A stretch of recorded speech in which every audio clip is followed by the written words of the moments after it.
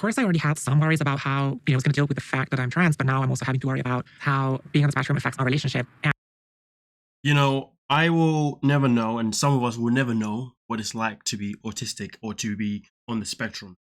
And therefore, it's hard for us sometimes to give a judgment or a reaction that is applicable. So what I say, I don't know if it can apply, but I'm going to say it anyway. And what I want to say is that it's a damn shame that Cleo has this war, this fight in her mind about, one, I'm trans. Is a man, a straight man, going to accept me for being trans and going to love me as a woman? Then two, on top of that, we've then got Cleo, who's then also on the spectrum. And also, okay, is a man also going to accept me given the fact that I have certain things that have to be dealt with in certain ways because I'm on the spectrum? And if they're not, then of course they may make me kind of blow up a little bit. So it's irritating because no one should be put in a position where they feel like they have to compromise themselves just for someone to accept them. But again, she's on the spectrum, so it's a bit of a sticky one of, does my advice account for her? I don't know.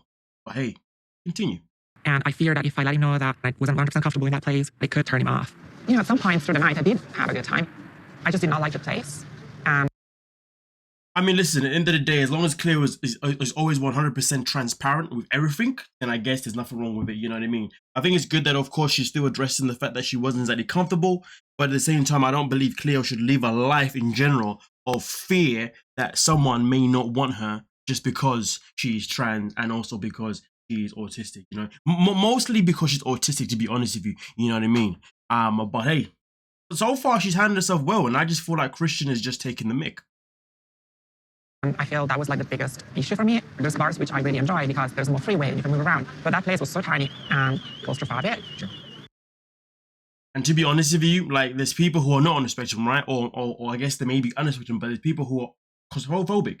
You know what I mean? And I feel like that's just something that should be easy taken into consideration. You know what I mean? At the end of the day, Christian was the one in the wrong, and I don't feel like Cleo should be in a position where she isn't, and even has to justify how she felt. He should already know anyway. I was kind of worried that I could dampen on the rest of our trip in a way. Why? I don't know. I feel like you'd have fears that everywhere that we go, this is going to be like a common occurrence, or might be hesitant to go out to a place again with me.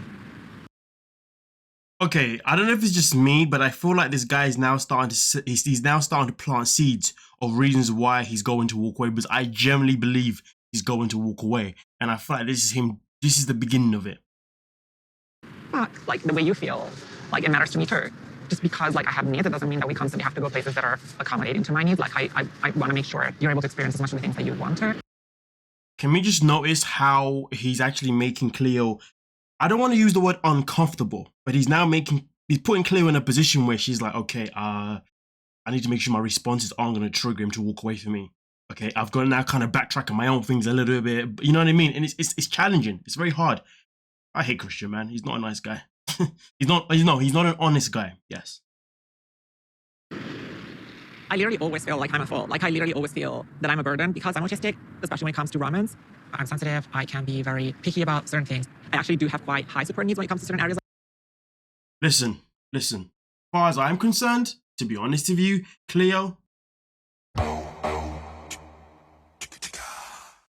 F anyone.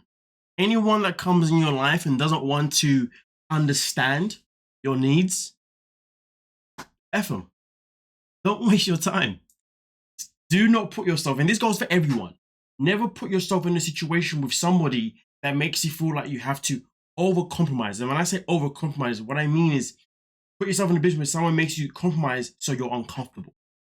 Compromise is only healthy if it doesn't make you feel uncomfortable.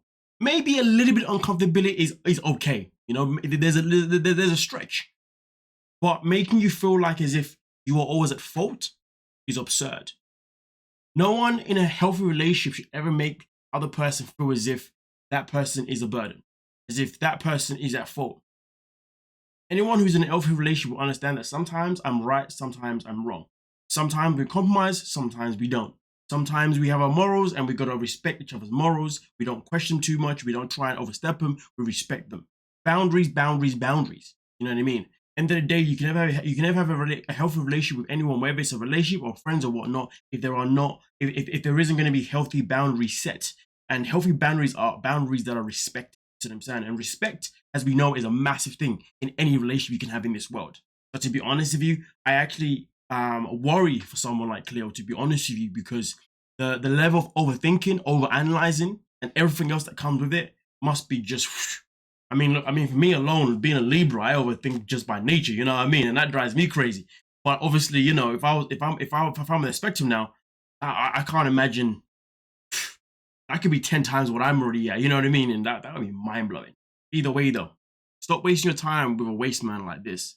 It's just that simple. Since he has landed, since the show has even begun, he has backtracked on everything that he has said. Before he even flew to the United Kingdom, he had already started backtracking the things he was saying. I mean, let's be real. The moment that he said that I kissed a guy when I was in school and I hate it was the moment we all know this was going south. You know what I mean? Like, come on now. I'm just getting change. I'll be out in a second. But I really want to take things slow because I've never been with a trans woman before.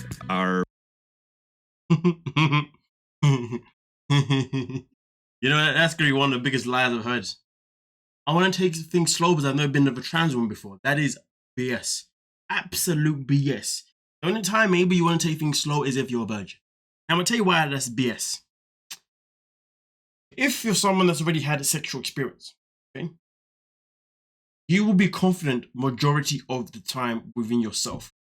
And he's someone that's already said, and it's something that Cleo will touch on anyway, that he's someone that likes that affection. You know, he likes to be up close with his partner, touchy-feely, the whole shebang.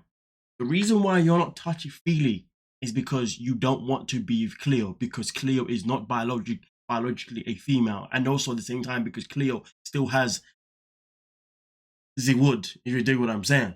Okay, maybe if she didn't have the wood and she had a surgery, I don't know, maybe your attitude would have been different. I don't know. But the fact is this year, you're being hesitant because you've got there. Or to be fair, even before you've got there, you've been like, you know what? I can't do it. And then now you've got there even more, you're like, nah. That's why, whenever he kisses Cleo, he only gives her a peck on the lips. I've never seen, I mean, not like they're supposed to, but like, if man ain't ever really gone in for that long kiss, you know what I mean? Like the good old tongue and that, you know what I mean? Man's like, you know how people be kissing their pets, you know what I mean, or their babies on the cheek. You know what I'm saying? That's what he's been doing. There's never been like any lock her in and then, you know what I'm saying? I don't do that, by the way. I'm just giving an example, okay? Actually, no, I do this. Scared. Stay away from me, women. Stay away. Either way, though, this guy is not showing none of that. Okay? I can tell you this now. Generally speaking, if you've been talking to someone for a minute on a guy's perspective, okay, not all guys' perspective, but just on some of us, right? Someone like myself, right? If we've been speaking for a minute now, finally meet, and then we meet, and the attraction that we had both verbally, emotionally, is the same then physically, man is going in for the kill. You know what I'm saying? I'm gonna attempt to go out. Yeah. So see what we're, you know what I'm saying? This guy hasn't tried none of that stuff. He's been there for a couple of days now and he ain't tried it once. He's chatting BS. He's not interested. He's not interested. If he was interested, he would have tried. A man that drinks, a man that has the confidence he has to be talking to random women and all that kind of stuff, he's now trying to say that he wants to take it slow. Boy, who you lying to? I ain't buying none of this BS. You just don't want to. That's it. Just tell the truth. We'll respect you for that. Are we going to be compatible intimately? Am I going to be comfortable with her anatomy? I just don't know how that's all going to go. Oh, dear Lord. So if we were rushing into intimacy and I wasn't comfortable with it or she wasn't comfortable with it, I don't want it to be, a deal breaker. Bro, you've been setting up the deal breaker. You plotting. Initiate anything intimate. Typically, I'm kind of the guy who waits for the girl to make the first move. Like, Oh, well, that was not, because I never make the first move. I've never heard that nonsense in my life. I'm the kind of guy that waits for the girl to make the first move. That is got to be BS. 9 times out of 10, not even that, 10 times out of 10 on a first date basis, like, you know what I mean? A guy makes the move. The only time on a first date basis a woman makes the move is if she's looking to just smash you and that's it. To be honest with you, like, you know what I mean? Don't get me wrong. There's times when a woman can make the first move, right? And it's because she's attracting, she actually wants to be with you. And then there's a lot of times, like, if she makes the first move, it's because she just wants to smash you, you know what I mean? You're just like meat, you know what I mean? But in an intimate-based situation, most of the time, majority of the time, a woman's waiting for the man to make the situation. Don't get me wrong though. Some women will make the hints that they're interested. They'll make the hints that they want to be physical, but they won't actually necessarily make the actual movement. You know what I mean? obviously at the end of the day, this guy's chatting absolute warfare. Like I said before, he's backtracking, talking about, I want you to make the first move. And it's crazy because this part, I kind of feel like he's using her being in the spectrum against it a little bit, because he knows that for her to make the first move, it's going to be a prep situation. You know what I mean? Like, he knows that she's already shy. He knows that she's a bit awkward anyway, right? So therefore, he's like, yeah, if I say to her that she's going to make the first move, maybe she won't, because I know that, you know, she's too shy to do that. See what he's doing here? He thinks he's smart. You're not smart. You're a clown. Boo-boo head. Okay, all right, I get that. Like, I totally get that. But at the same time, it's like, I kind of like to feel wanted. And, you know, like, if I go in for a kiss and a girl, like, denies it, like, I feel, like, really crushed. Yo, Mandem. Hey, where's the Mandem in the chat? Are you watching this, Mandem? Are you hearing this? Mandem, let me know. Are you hearing this? Come on now. Are you believing this guy? Mandem, where you at? Yes, before. Well, I know that, but, like, if I was, you know, to, like, you know, start grabbing your legs, grabbing your butt, and all of a sudden, like, you were like, yeah, I think we're moving a little too fast, it would kind of, like, set me back a little bit. Jesus. Jesus Christ. Jesus. I'm using the Lord's name in vain, but hey, Jesus, this guy. Okay, all right. I really want Cleo to turn it up now. I want Cleo just to turn up and be like,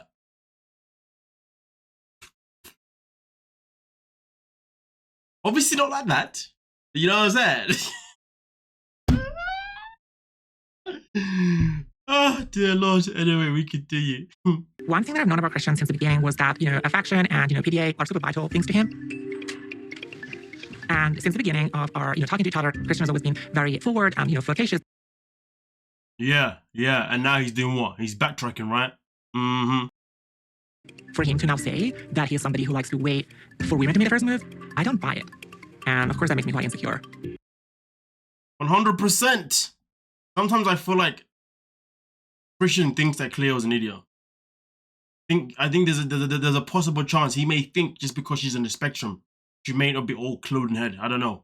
Because the way he's been moving, he's moving as if like she's dumb as hell. Like he's really on that manipulative level. He's moving mad.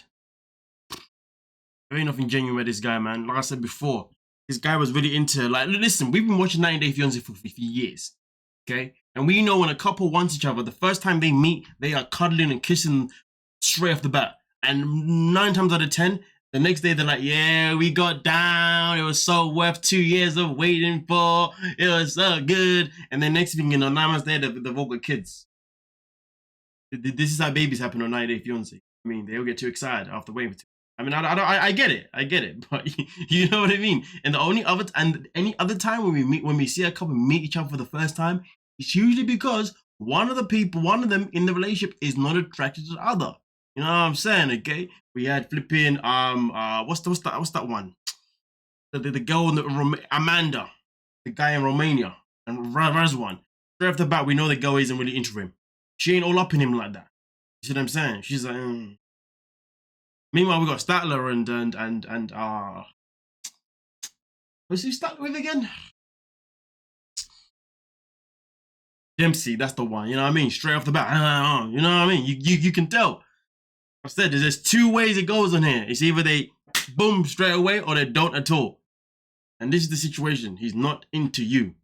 Get it in your head. Boom, bam. Nothing else. Nonetheless, don't forget to like, sub, and of course, peace.